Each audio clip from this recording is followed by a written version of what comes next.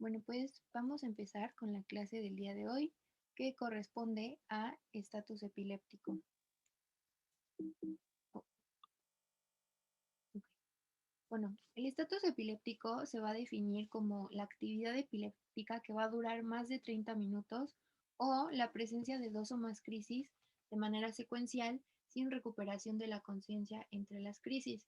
También se menciona que en pacientes pediátricos se considera un estatus epiléptico a partir, cuando la actividad epiléptica dura más de 5 minutos. Es importante tener en mente también el concepto de estatus epiléptico refractario, que va a referirse a la actividad epiléptica que dura más de 60 minutos a pesar de un tratamiento adecuado. Bueno, respecto a la epidemiología, hay unos datos importantes que me gustaría compartirles. El primero es que aproximadamente del 5 al 15% de los pacientes que tienen diagnóstico de epilepsia se espera que sufran al menos un episodio de estatus epiléptico. Y se dice que del 0.5 al 1% de ellos van a sufrir por lo menos un episodio cada año. Entonces, de ahí la importancia que nosotros conozcamos su adecuado manejo y abordaje diagnóstico. También se dice que el 30% de los pacientes con diagnóstico de epilepsia van a debutar con un estatus epiléptico. Y la incidencia a nivel internacional va a estar entre los 40 y 80 casos por cada 100,000 habitantes. Es importante mencionar que la mortalidad de esta situación clínica va a variar entre el 5 y el 35% dependiendo de varios factores como la edad, la etiología, el diagnóstico previo de epilepsia, etcétera, pero ya lo veremos más adelante. Y se dice que 13% de los pacientes que sufran un estatus epiléptico se espera que sufran por lo menos una recurrencia. Y por último, tenemos que 10% de los casos pediátricos de epilepsia van a debutar con un estatus epiléptico. Ahora vamos a hablar de la clasificación. Si bien no se ha llegado a un consenso, muchas organizaciones han intentado emitir su propia clasificación y en esta ocasión vamos a hablar de las dos más utilizadas. La primera corresponde a la clasificación más general, digamos, que agrupa el estatus epiléptico en el estatus epiléptico generalizado y el focal. El generalizado se va a caracterizar por la afectación de ambos hemisferios en el mismo momento y una característica importante es la pérdida de la conciencia. Y en el caso del estatus epiléptico focal, se va a ver actividad epiléptica en un área específica cerebral y también se le conoce como crisis parciales o estatus epiléptico parcial. La segunda clasificación de la que vamos a hablar es la que emite la Liga Internacional contra la Epilepsia o ILAE, por sus siglas en inglés, que agrupa al estatus epiléptico en 4 ejes, más bien intenta clasificarlo de acuerdo a 4 ejes. Estos ejes van a ser la semiología, es decir, la presentación clínica del estatus epiléptico. En el segundo punto es la etiología, las causas.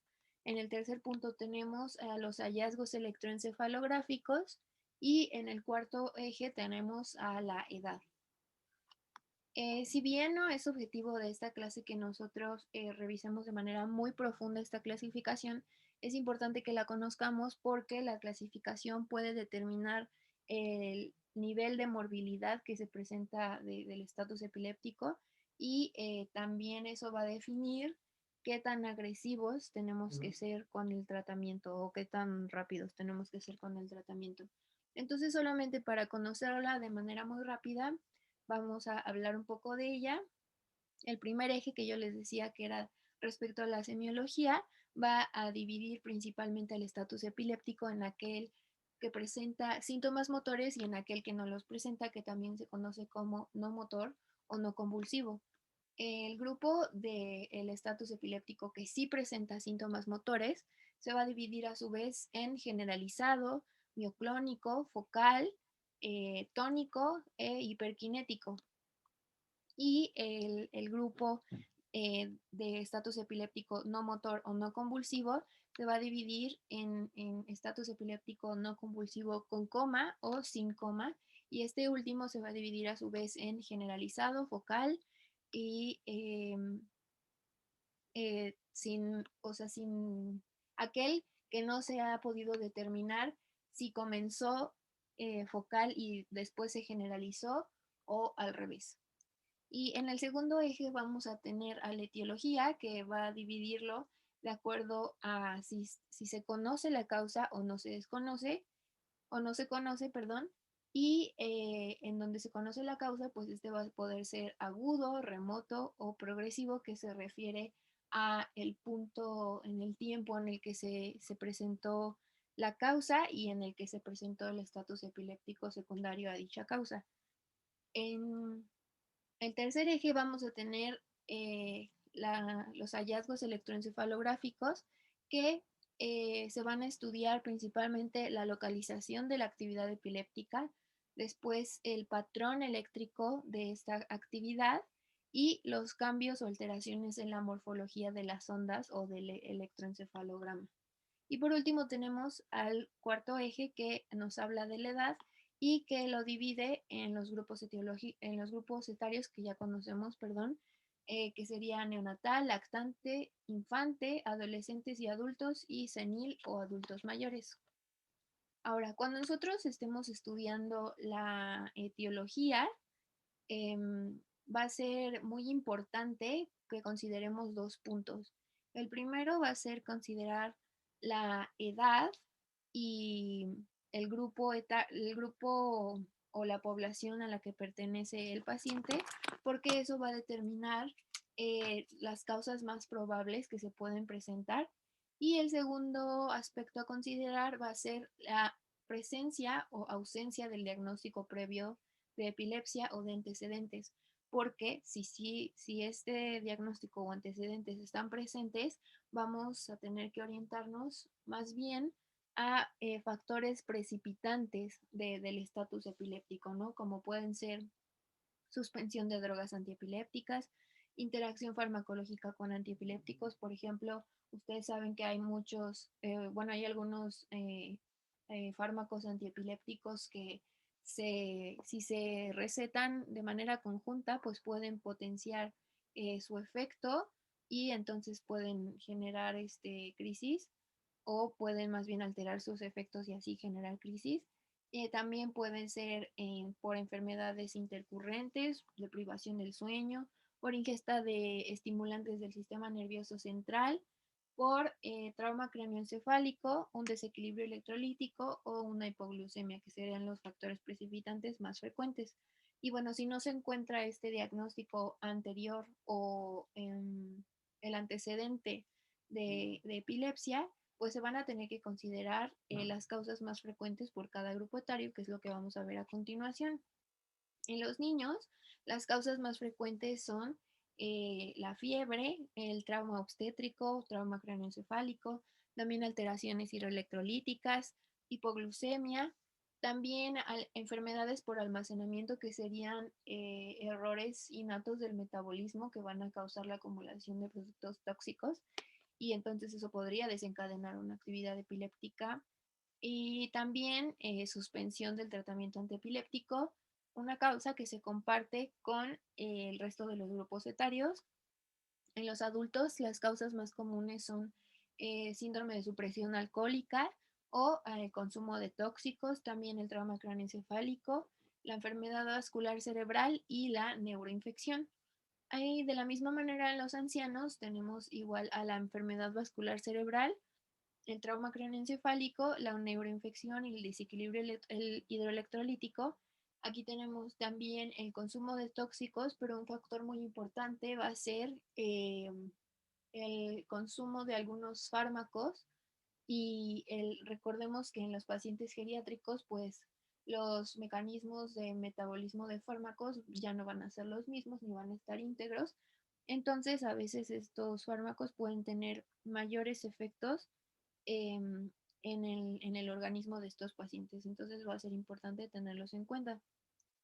Ahora, respecto a la fisiopatología, perdón, eh, se han desarrollado muchas teorías, pero ahorita vamos a hablar de las más conocidas.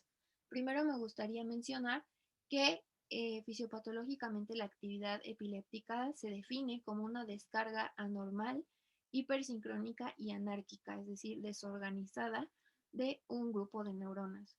Y pues hay muchas teorías, les digo, que han intentado explicarlas, entre ellas, por ejemplo, sería una permeabilidad aumentada en la membrana celular, que pues esto generaría un desequilibrio en las concentraciones iónicas, tanto intracelulares como extracelulares.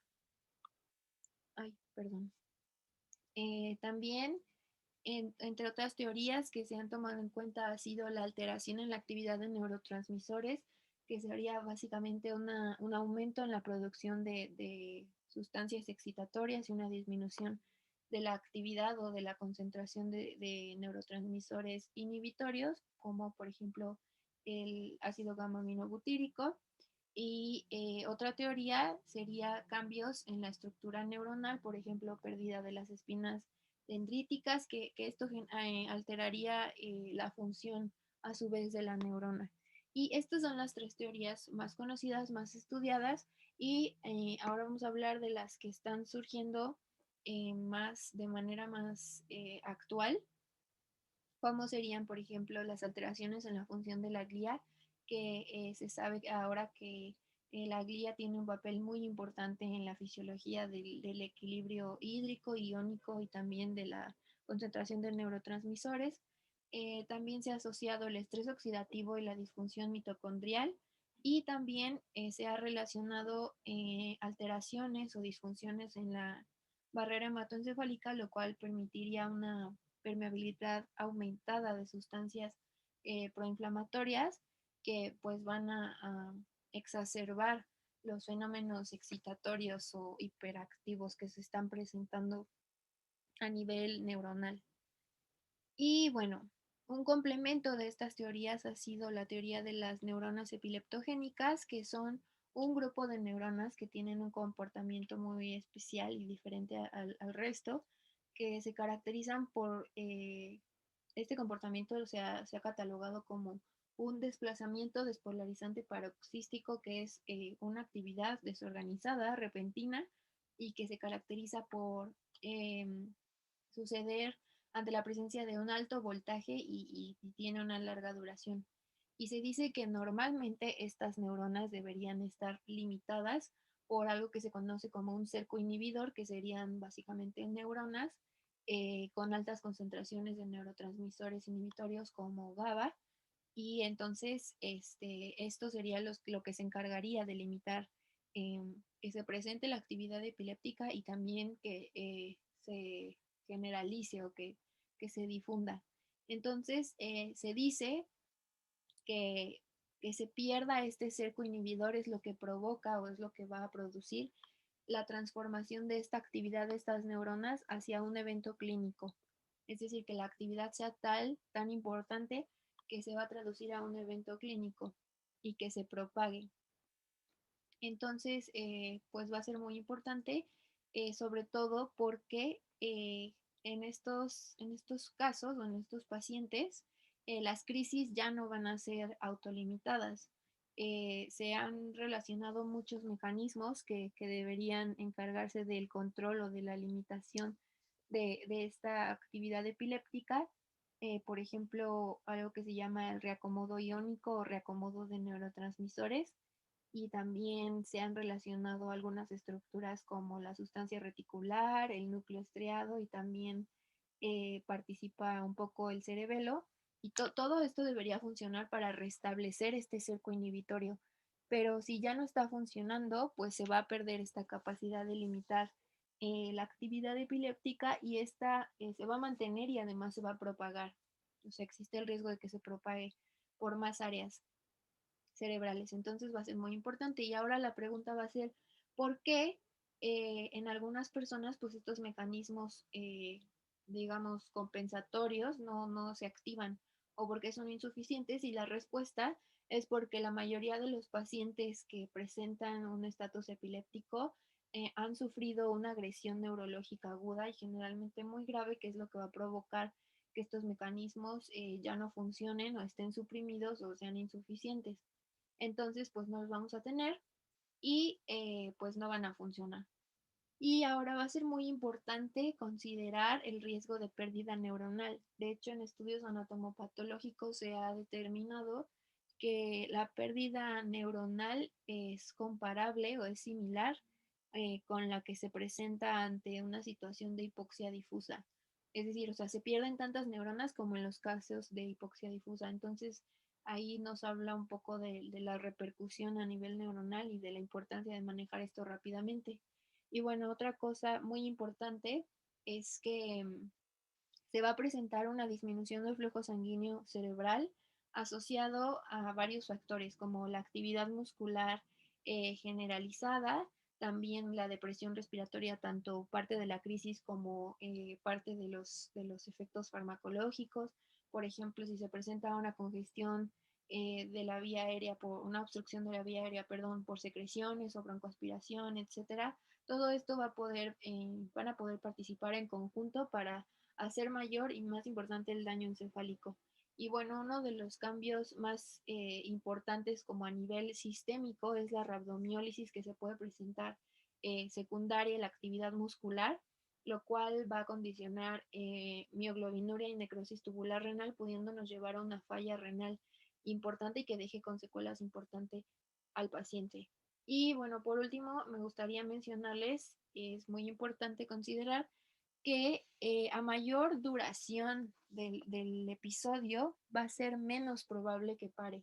Esto porque de manera secundaria a toda esta actividad desorganizada que está sucediendo, se van a activar y a la vez se van a perder mecanismos enzimáticos que van a impedir que la célula responda o se adapte de la manera adecuada a los fármacos. Entonces, esto nos da un mayor riesgo de muerte neuronal. Y bueno, ahora vamos a hablar de la clínica. Esto sería más bien un recuerdo de nuestras clases de neurología porque pues el estatus epiléptico se va a presentar a expensas de crisis o crisis epilépticas o actividad epiléptica dentro de las clasificaciones o los tipos que ya conocemos, ¿no? Podemos empezar con las crisis focales que pueden ser simples o complejas.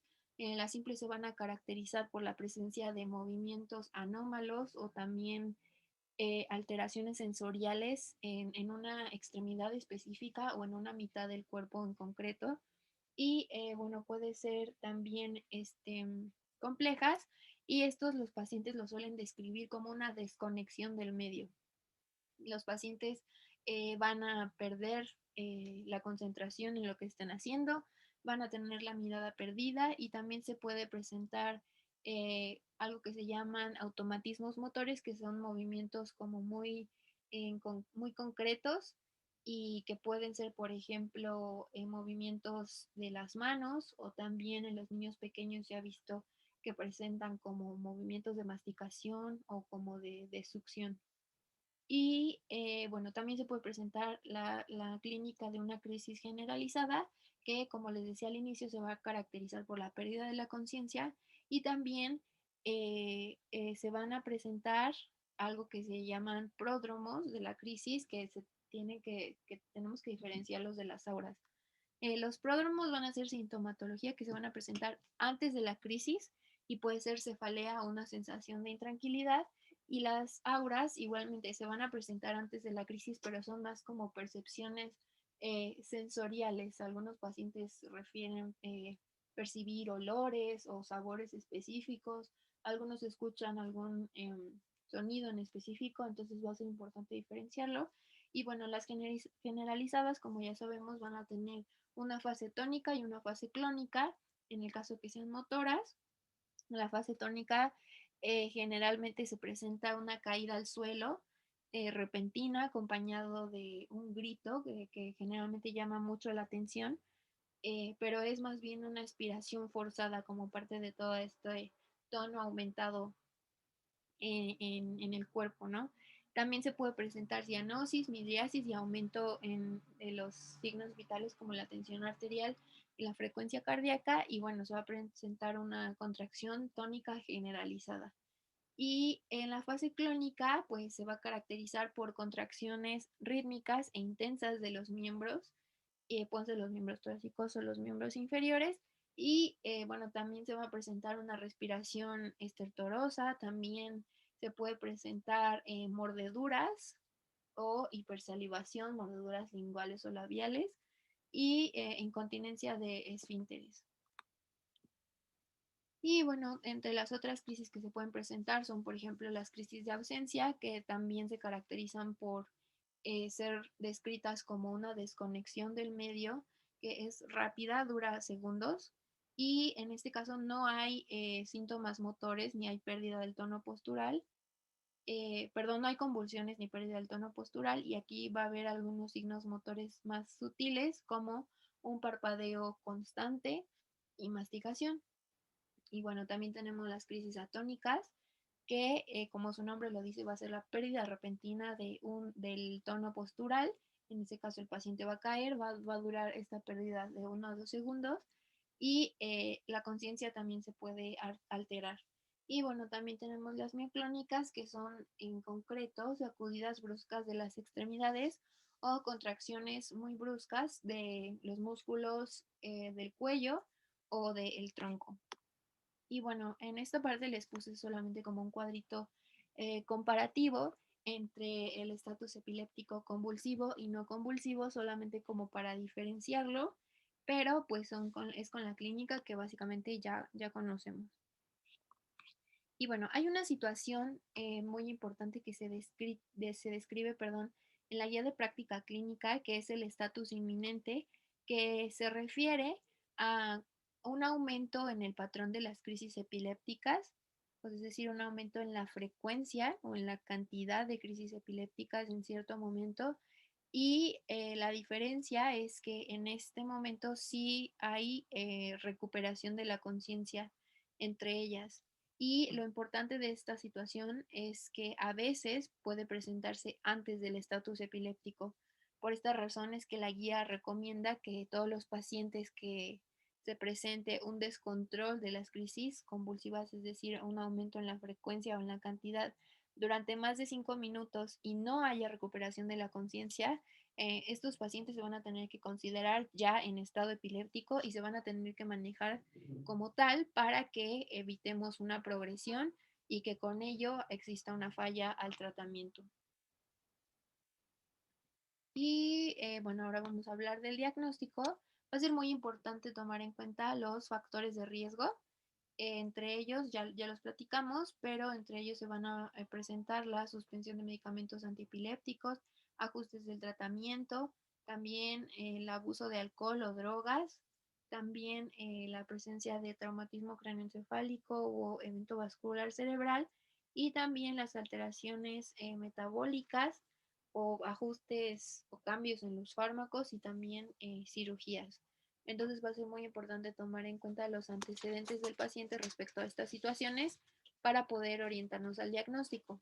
Ahora, el diagnóstico es principalmente clínico, y en realidad podemos utilizar imagenología, pero esta nos va a ayudar más bien a determinar o a orientarnos hacia una etiología. Se puede usar una resonancia magnética o una tomografía, pero esto va a ser más que nada para buscar la etiología, por ejemplo, alguna neoplasia, o para buscar algunos cambios relacionados, por ejemplo, a isquemia o hemorragia.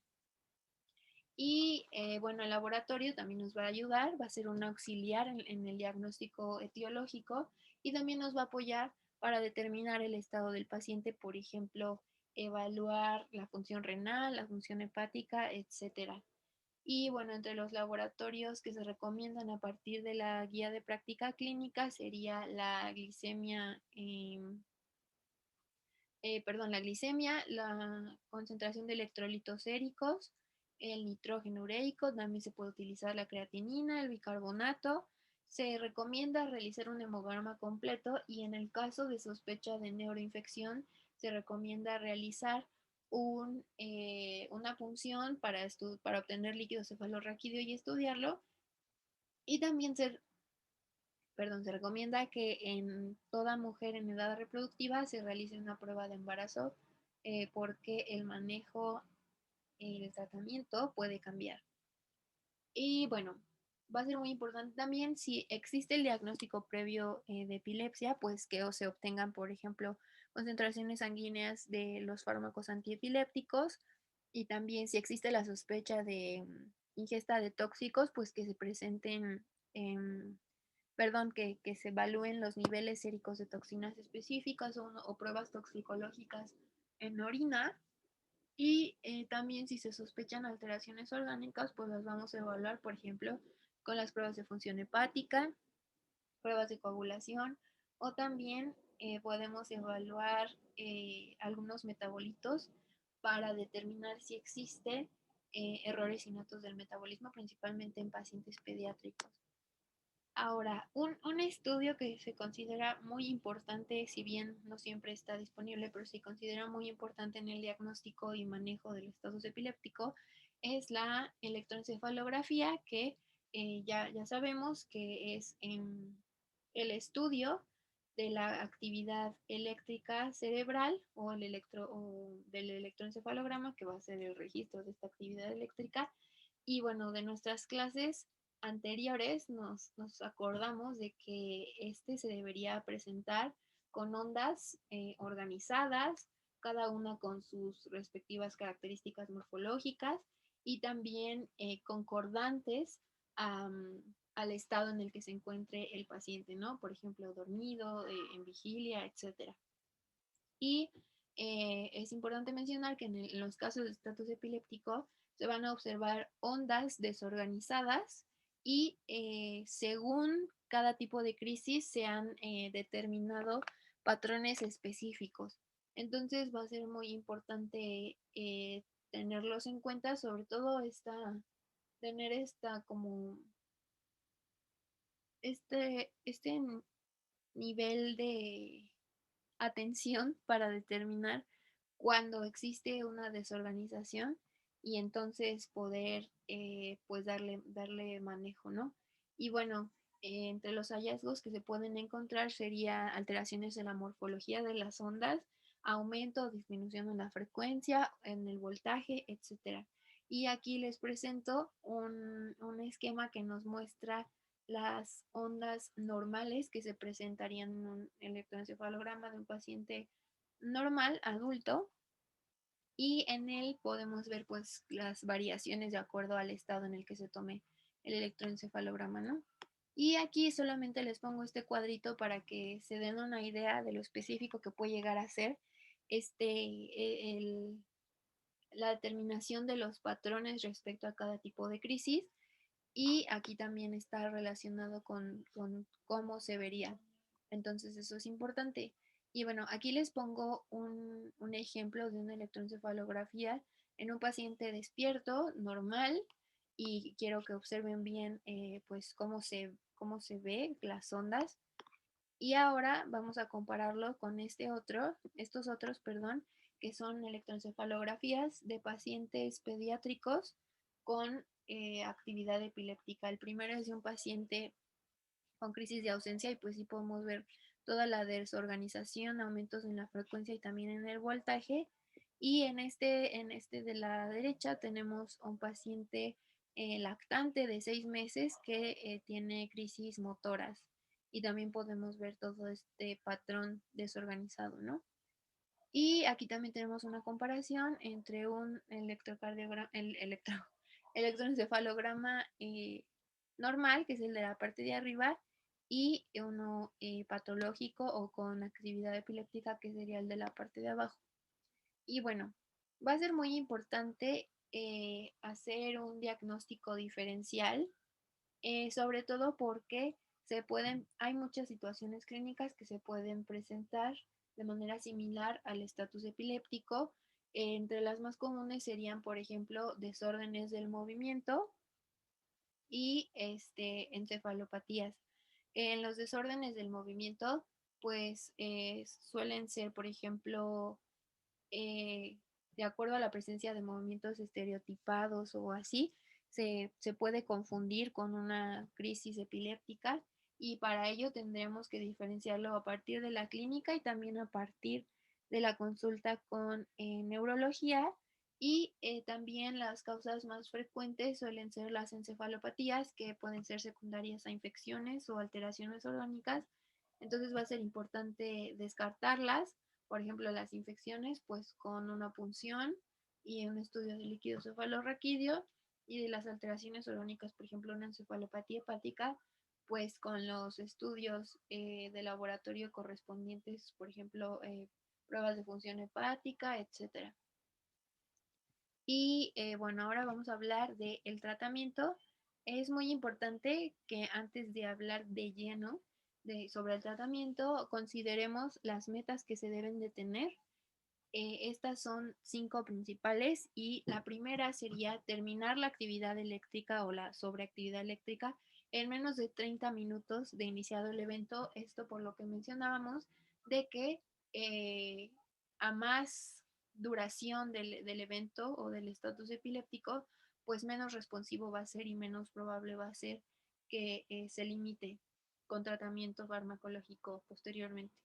También entre las metas se encuentra prevenir las recurrencias de un estatus epiléptico, como pues corrigiendo los factores que les están precipitando.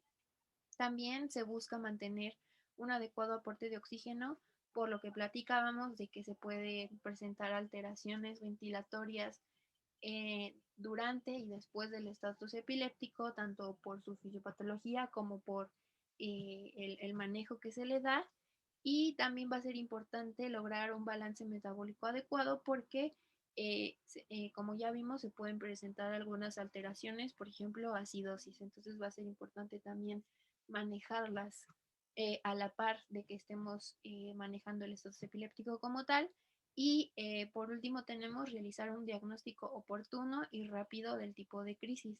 Es decir, en el momento en que comencemos a tratar al paciente vamos a tener que empezar a buscar la causa sin demorar el tratamiento para poder atacar el factor precipitante y que así pues ya no se continúe presentando el estatus epiléptico. Y bueno, el tratamiento comienza con unas medidas generales. Lo primero sería, al llegar el paciente, establecer el soporte vital a partir del esquema ABC, es decir, control de la vía aérea, de la función respiratoria y cardiovascular. Va a ser muy importante. Y bueno, en lo que respecta a lo respiratorio, va a ser importante considerar la suplementación de oxígeno y establecer un control gasométrico para valorar la presencia de alteraciones del equilibrio ácido-base y también determinar si existe alteraciones como en la ventilación. Y en lo cardíaco, pues va a ser muy importante monitorear constantemente al paciente mediante un electrocardiograma y mediante el monitoreo de la tensión arterial.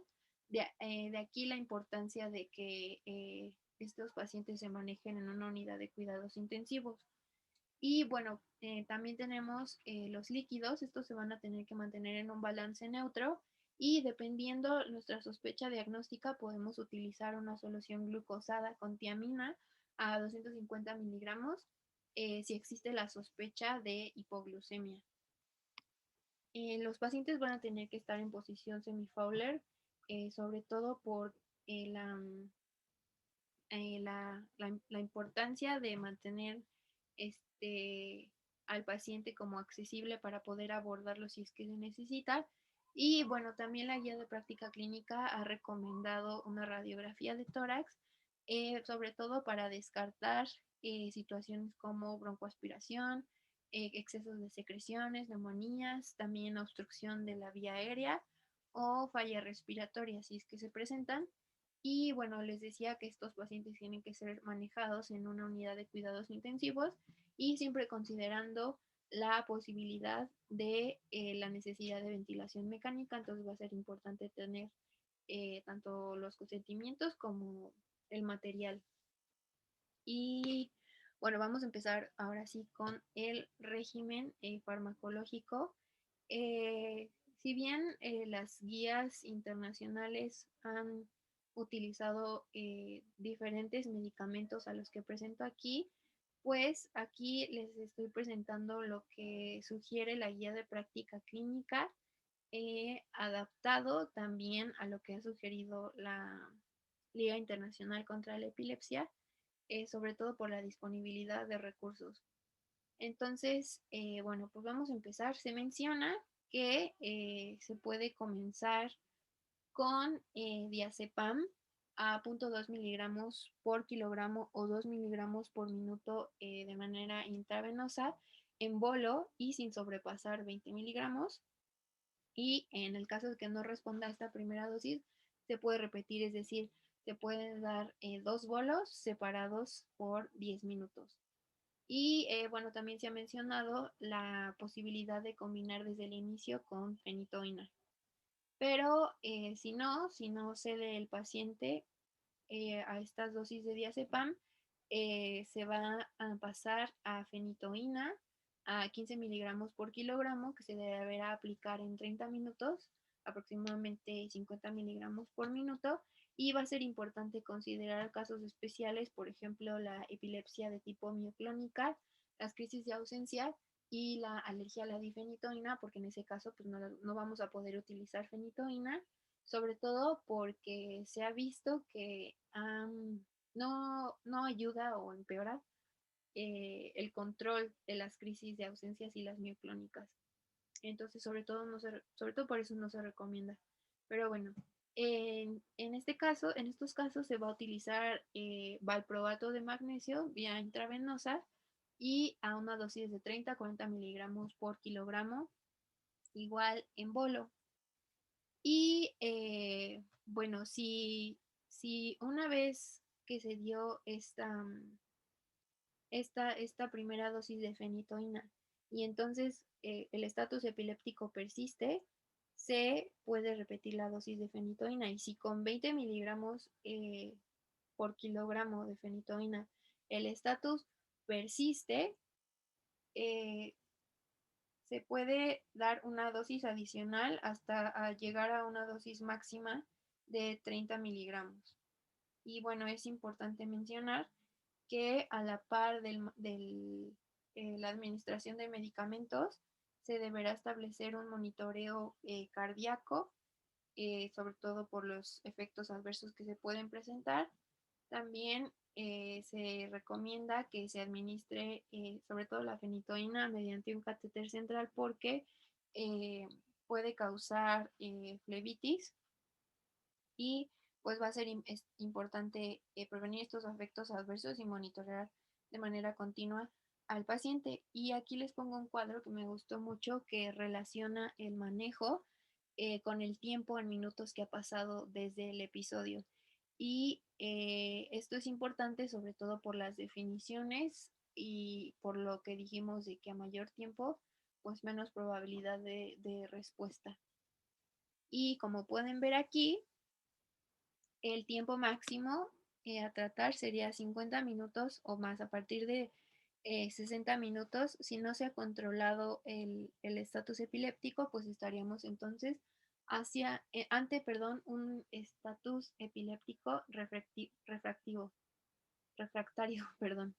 En ese caso, vamos a tener que inducir un coma barbitúrico y bueno, lo primero va a ser realizar una intubación endotraqueal e iniciar fenobarbital de manera intravenosa a 20 miligramos por kilogramo a una velocidad de 100 miligramos por minuto, y esto se deberá pasar en 1 hora o hasta que el estatus epiléptico ceda, o también se puede utilizar tiopental a 2 miligramos por minuto por de 30 a 60 minutos, y la dosis se deberá ir reduciendo 0.5 miligramos por minuto cuando las crisis empiecen a controlar.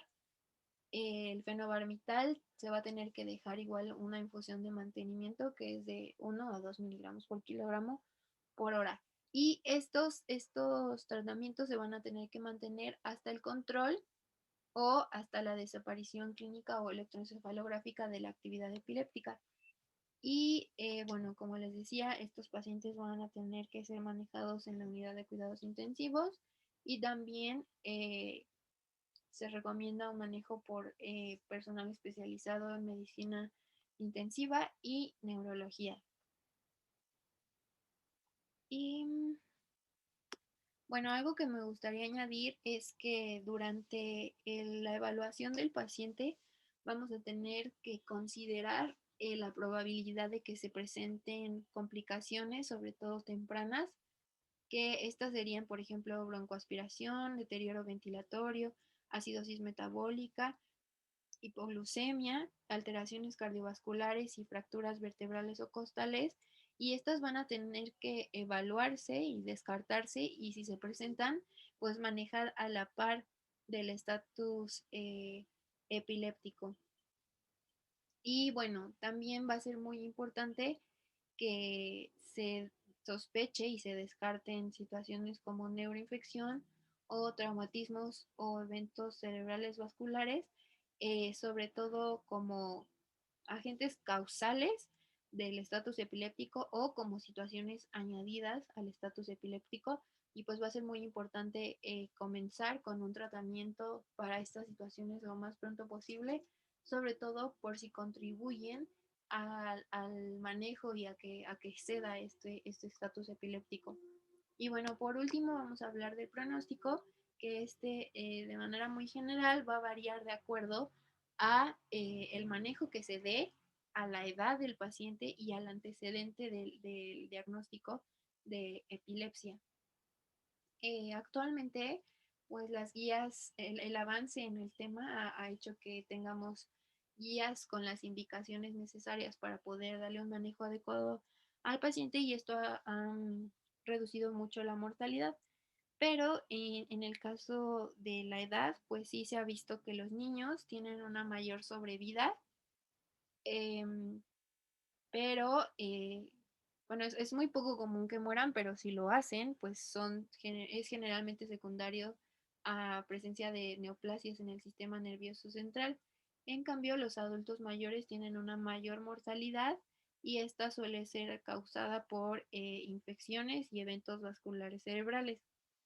Y por último, se ha visto que los pacientes que tienen un diagnóstico previo de epilepsia van a tener una menor mortalidad en comparación con aquellos que no tenían un diagnóstico previo. Y pues eso sería todo.